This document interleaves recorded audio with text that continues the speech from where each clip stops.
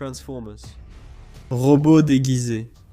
Les spectateurs plus âgés penseront à un dessin animé classique, tandis que d'autres penseront à ce que Michael Bay a fait à la franchise ou les jouets de leur enfance.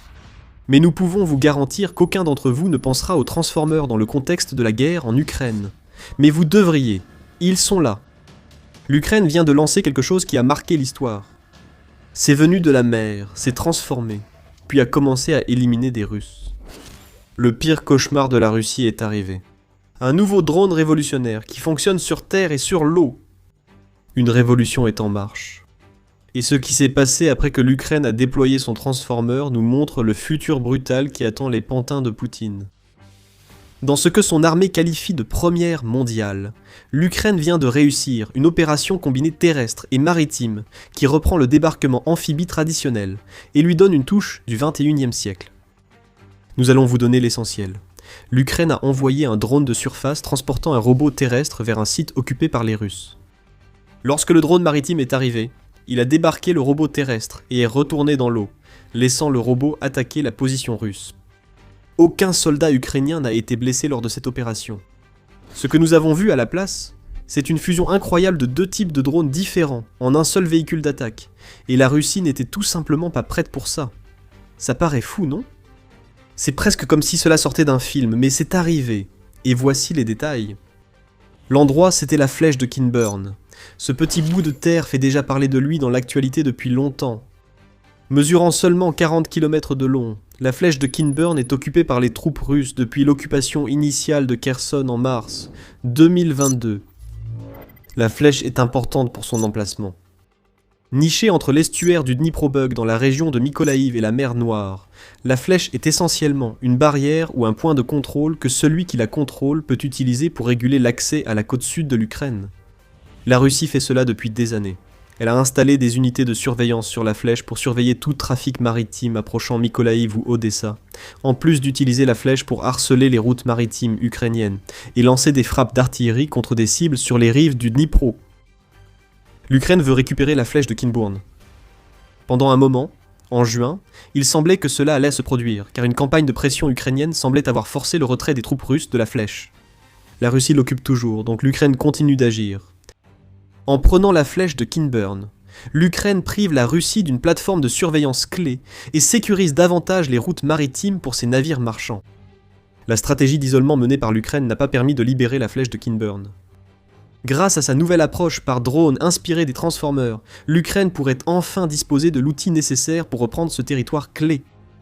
Cette approche consiste à mener des assauts amphibies en utilisant des drones maritimes et des robots terrestres tueurs. L'Ukraine a filmé exactement ce que son Transformer a fait en arrivant sur la flèche de Kinburn. La vidéo d'1 minute montre en effet quelque chose que nous n'avons jamais vu auparavant. Les opérateurs de drones de la 123e brigade séparée de défense territoriale d'Ukraine ont d'abord guidé à distance un drone maritime sans pilote vers un emplacement sur la côte de la flèche de Kinburn. C'est déjà dangereux. L'Ukraine aurait dû mieux planifier l'itinéraire pour éviter que les troupes russes repèrent le drone.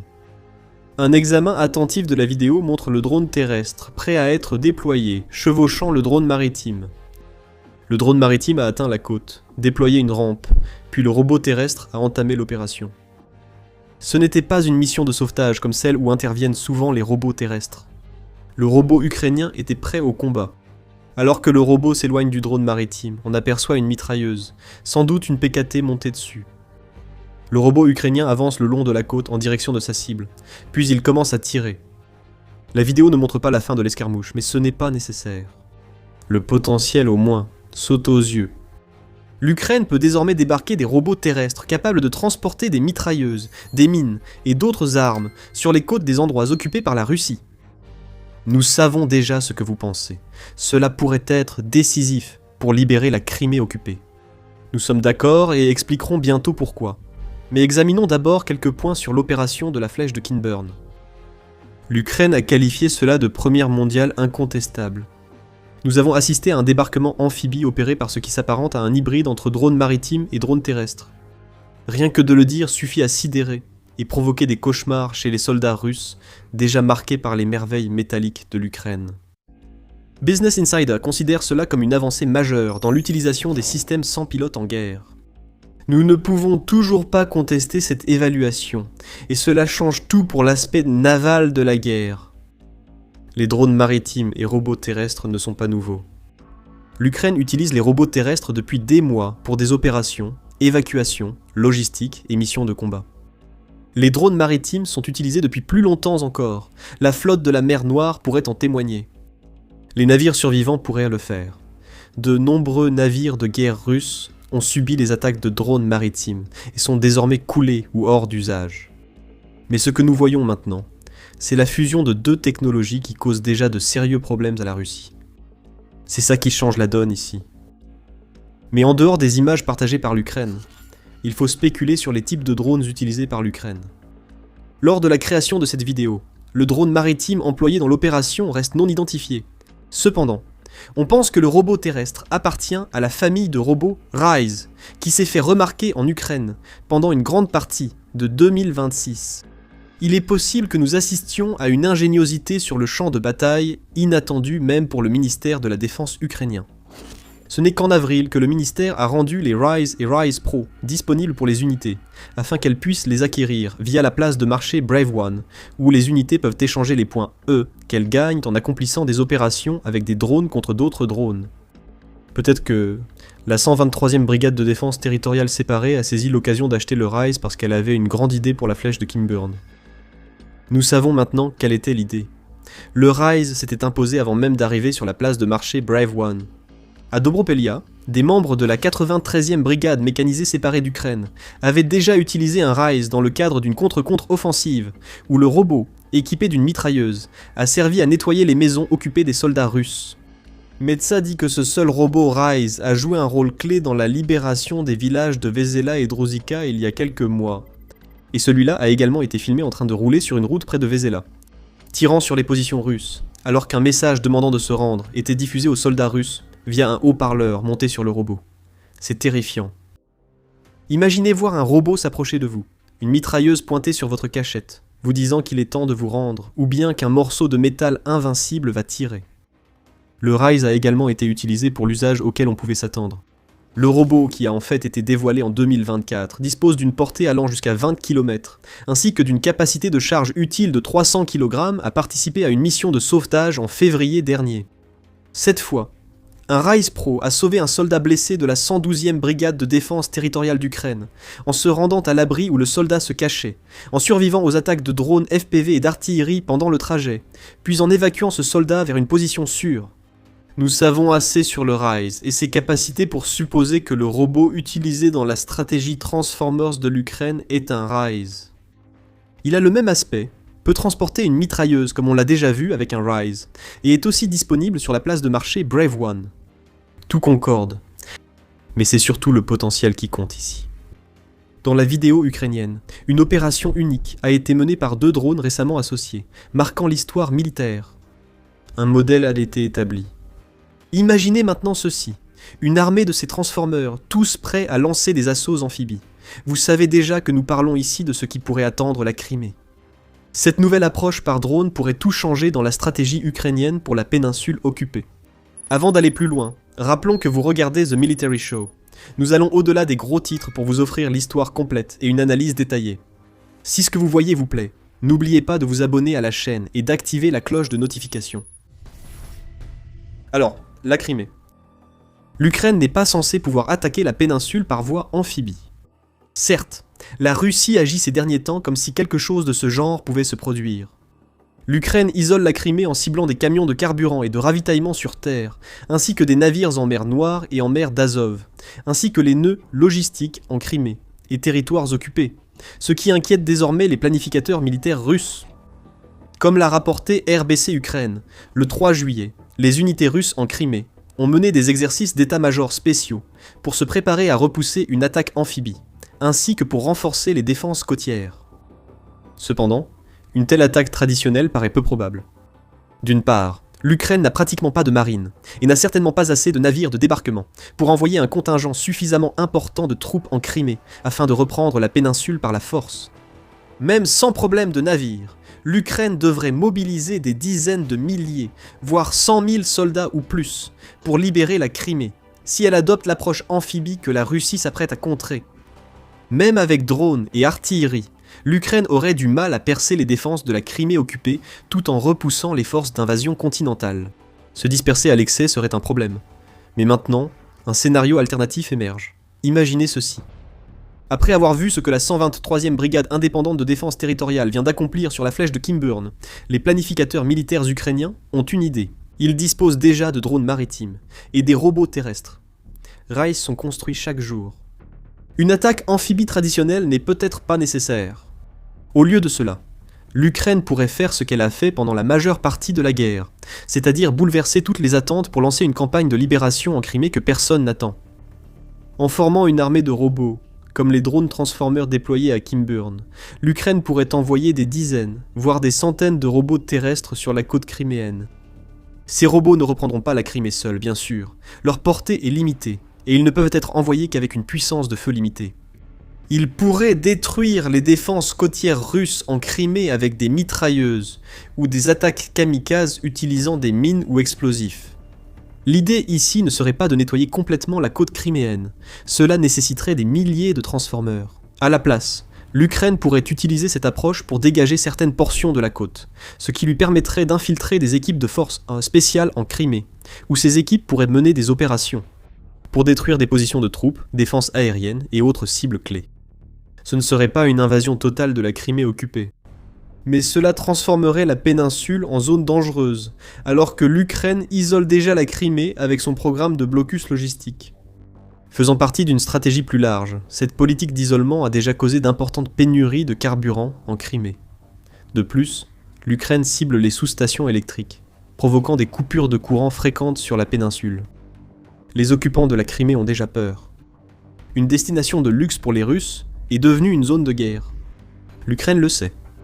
Elle ne frappe pas le pont de Kertch, non parce qu'il est intouchable, mais parce que l'Ukraine veut que les occupants de la Crimée fuient vers la Russie, symbole de l'échec total de Poutine à les protéger. Comme l'a dit Robert Brovdi, commandant des forces ukrainiennes des systèmes sans pilote, nous ne touchons pas au pont de Crimée. Si vous l'avez remarqué, laissons-les passer. Qu'on laisse tous ces millions continuer à affluer sur ce petit pont, putain. Sans arrêt, retour vers leur Russie. Si l'Ukraine ajoute des assauts amphibies menés par des drones maritimes et des robots tueurs à ce mélange déjà explosif, nous verrons l'exode. La Russie devra gérer des centaines de milliers de réfugiés fuyant pour sauver leur vie, surtout lorsque les occupants de la Crimée apprendront que les robots sont suivis par des soldats ukrainiens, qui leur rendent déjà la vie infernale à distance. Peut-être que nous allons un peu vite en besogne avec ce scénario, mais il y a du potentiel dans ce que l'Ukraine vient de faire. Une première mondiale pourrait avoir préparé le terrain pour la libération de la Crimée. Mais mettons la Crimée de côté un instant. Même ainsi, il reste un énorme potentiel dans ce que l'Ukraine vient de faire avec son approche Transformers. Pensez à l'endroit où cela a eu lieu. La flèche de Kimburn est à l'embouchure d'un estuaire essentiel, constamment disputé. Cette situation se produit partout en Ukraine. Sur de nombreuses parties du front, la Russie et l'Ukraine sont séparées par des rivières que la Russie doit franchir pour attaquer. Les deux camps utilisent artillerie et drones pour s'attaquer. Mais la combinaison drones maritimes et robots terrestres permet à l'Ukraine de viser les positions russes sur les rives disputées. Ce serait un problème majeur pour la Russie. Les traversées de rivières se sont déjà révélées suffisamment difficiles pour la Russie, car ces barrières naturelles sont faciles à défendre, du fait que les points de passage sont si rares et espacés, que l'Ukraine peut concentrer ses drones et son artillerie sur n'importe quel endroit où la Russie tente de traverser. Les passages naturels sont souvent près de routes que l'Ukraine connaît mieux que la Russie, ce qui facilite la création de points d'étranglement et la prévision des itinéraires. Comme le souligne Forbes, la Russie a souvent été contrainte de créer des pontons de fortune, des sortes de Frankenstein, simplement pour tenter de traverser les rivières, ce qui est une tâche dangereuse qui expose les troupes de Poutine aussi bien pendant la construction que lors de la tentative de traverser. Avec l'ajout des nouveaux transformers ukrainiens, tandis que ceux qui tentent de construire des ponts ou de les franchir sont pilonnés, l'Ukraine pourrait aussi envoyer des robots terrestres à travers les rivières pour attaquer les positions russes. Une combinaison d'attaque et de défense rendrait les traversées de rivières, déjà difficiles, pratiquement impossibles. Qui sait ? L'Ukraine pourrait même ouvrir la voie à ses propres traversées en utilisant des robots terrestres pour repousser suffisamment les forces russes et permettre à ses troupes d'atteindre les rives occupées. C'est un autre scénario possible, issu de la nouvelle stratégie brillante de l'Ukraine. En laissant de côté les spéculations, Les exploits de l'Ukraine à la flèche de Kinburn montrent que l'essor des robots terrestres continue et évolue de façon inattendue. L'utilisation de ces robots par l'Ukraine a augmenté de façon spectaculaire en 2026. Selon Business Insider, l'utilisation des robots a augmenté de 122% au cours du premier semestre de l'année, avec un record battu en juin, où l'Ukraine a mené plus de 16 500 missions de robots terrestres, rien que ce mois-là. La plupart n'auraient pas été aussi créatifs que l'incident de la flèche de Kinburn, mais cela importe peu. L'Ukraine veut que ces robots assurent à l'avenir toutes les missions de ravitaillement, selon le média. Nous découvrons désormais le potentiel offensif de ces robots. La flèche de Kinburn a révélé ce potentiel. Il en va de même pour les robots terrestres, utilisés dans les 2 villages que nous avons mentionnés plus tôt. Et en juin, United 24 Media a rapporté que l'Ukraine avait même réussi à libérer tout le village de Novoplatonivka avec un robot terrestre. Donc il se peut qu'il y ait un potentiel pour qu'ils capturent des positions russes en Crimée, et ailleurs après tout. Ces robots sont là pour durer. Aujourd'hui, les drones maritimes deviennent tueurs terrestres grâce à la polyvalence des robots terrestres ukrainiens. Nous avons encore un point à aborder, l'ingéniosité. Elle est au cœur de toute la défense de l'Ukraine contre l'invasion russe, et le Transformer sur la flèche de Kinburn est l'exemple parfait de soldats ukrainiens qui trouvent des idées qui ne viendraient à l'esprit nulle part ailleurs. Nous avons constaté l'ingéniosité des drones ukrainiens, capables de frapper à plusieurs milliers de kilomètres à l'intérieur de la Russie. L'Ukraine fabrique désormais ses propres missiles de croisière et développe sans cesse de nouvelles tactiques et stratégies pour compenser les avantages russes en main-d'œuvre et matériel. C'est cette ingéniosité qui a transformé l'Ukraine, passant du statut de simple bénéficiaire d'aide dans la grande architecture militaire européenne à celui de partenaire de sécurité apprécié dans toute l'Europe. L'Ukraine est un pays innovant. Elle a montré une capacité remarquable à adapter des technologies civiles en machines de guerre meurtrières. Et ce qui s'est passé à la flèche de Kinburn en est un autre exemple. Les Transformers sont maintenant en Ukraine, et le plan d'utilisation a été établi. Nous ne pouvons qu'attendre et voir quelle idée brillante les soldats ukrainiens vont inventer pour montrer à la Russie que gagner une guerre ne dépend pas seulement des moyens engagés. Il s'agit d'idées, d'intelligence et d'ingéniosité. L'Ukraine ne cesse jamais de trouver de nouveaux moyens d'arrêter la Russie, et elle vient de faire un pas de plus vers la création d'une version de la guerre qui sera entièrement menée par des machines. C'est quelque chose que les théoriciens militaires annoncent depuis longtemps, même si jusqu'à présent, on ne savait pas vraiment comment cela se produirait. L'Ukraine est maintenant à l'avant-garde de la guerre robotique. Le futur est arrivé sur le champ de bataille, et l'armée de robots ukrainienne en est au cœur.